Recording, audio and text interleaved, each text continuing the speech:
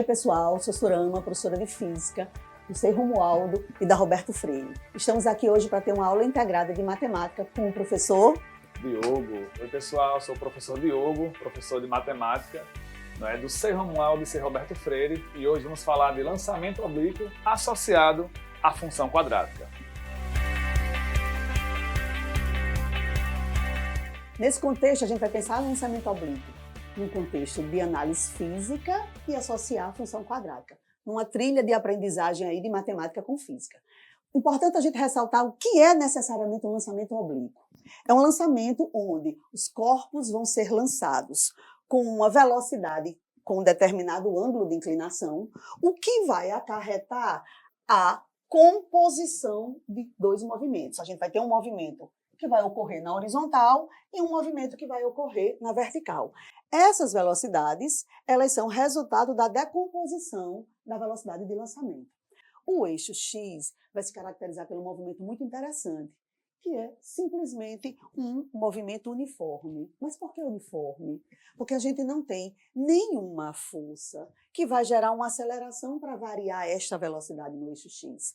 Porque estamos analisando este movimento em um ambiente onde estamos desprezando a ação da resistência do ar. Então, o movimento no eixo X é um movimento uniforme.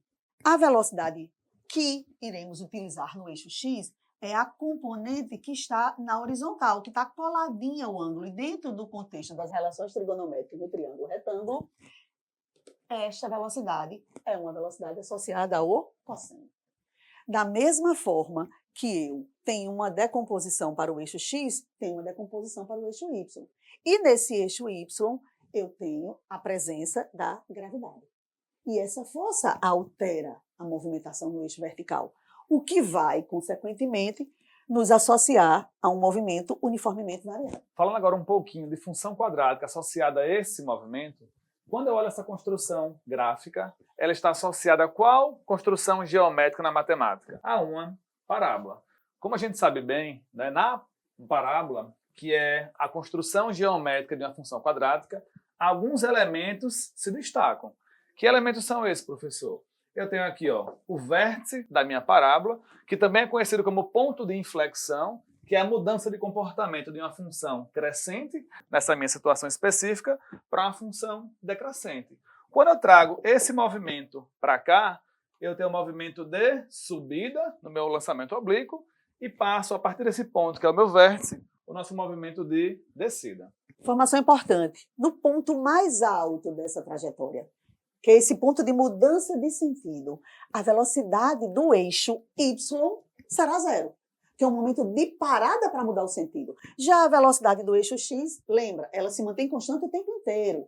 Por quê? Porque estamos falando especificamente no eixo X de um movimento uniforme. Continuando aqui, falando da minha função quadrática, os pontos especiais de uma função são vértice, raízes da minha função. Então, quando a gente olha para essa minha construção gráfica aqui, os elementos algébricos que estão associados a esses pontos, eu posso encontrar a partir de um modelo genérico como esse aqui.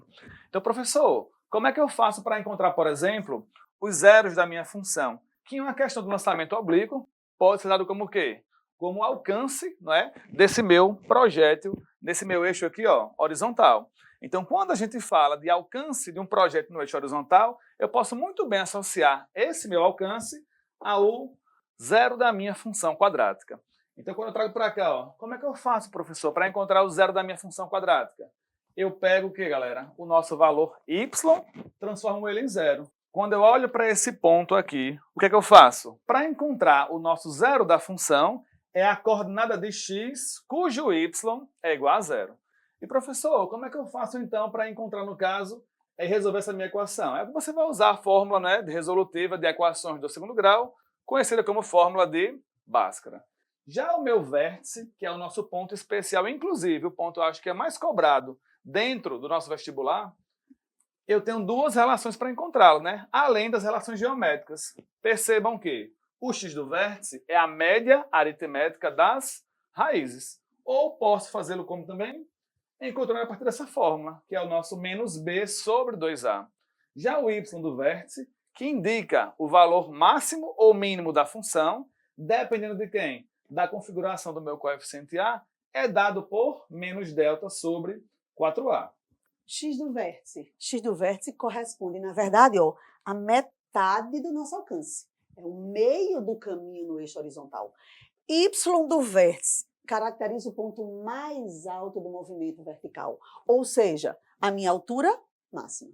Então, ó, eu tanto posso analisar esta realidade de altura máxima numa equação, que é essa aqui, que é a equação do movimento uniformemente variado, ou no entendimento de x do vértice e y do vértice. Outro ponto importante. Vez ou outra no Enem, a gente fala um pouquinho de lei de formação de função.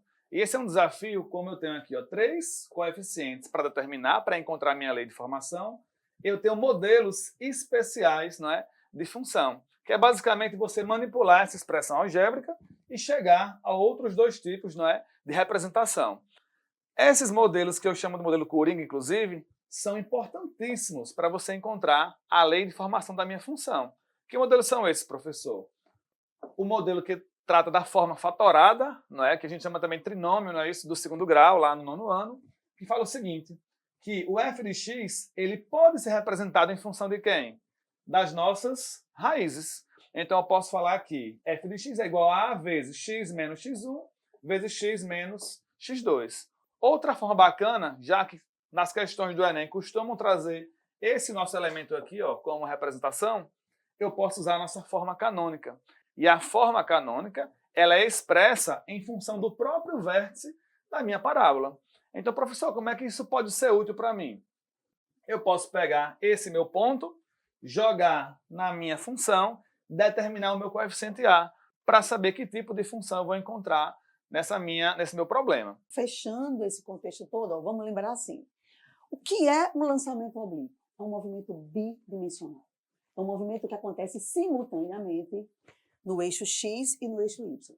E caracterizando um princípio extremamente importante, que diz que é o princípio da simultaneidade, onde os movimentos eles acontecem ao mesmo tempo, porém eles são independentes. É o princípio da simultaneidade de Galileu. E aí o que é que eu vou entender? O eixo X e o eixo Y acontecem ao mesmo tempo, mas com características específicas de movimentos diferentes. No eixo X, a gente tem um clássico movimento uniforme. No eixo Y, um clássico movimento uniformemente variado. E lembrando que em todos os momentos dessa parábola, com exceção do ponto mais alto, nós temos sempre 2 velocidades atuando no sistema, o que vai caracterizar sempre a necessidade de encontrarmos uma velocidade resultante. E aí, bacana comentar também, para fechar aqui a nossa aula de hoje, que quando eu olho para esse movimento no eixo X, eu comparo ele a uma função do 1º grau, porque eu não tenho a gravidade envolvida nessa minha situação aqui. Quando eu trago, não é isso, para o nosso eixo Y, eu tenho a função quadrática representada pelo meu expoente aqui, ó, na minha variável tempo. Então, função afim, função quadrática. Nas 2 situações, né, eu posso usar o quê? Um pouco da ideia matemática também para resolver situações problema. Lembre-se, numa situação como essa, você está apto a resolver essa questão da maneira que você achar mais interessante.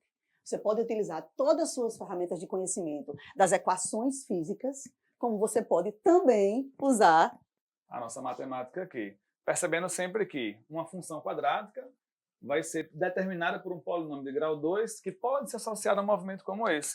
Então, tudo que a gente usa aqui também pode ser usado onde? Nas minhas relações do lançamento oblíquo. Beleza? Então é isso aí, galera. Com essa nossa deixa, a gente vai finalizando a aula de hoje, tá? Lembrando que sempre que a gente fala de movimento, né, lançamento oblíquo no Enem, é esse tipo de relação que você vai encontrar na sua prova. Não esqueça, do Enem, a trilha de matemática e física, sabe?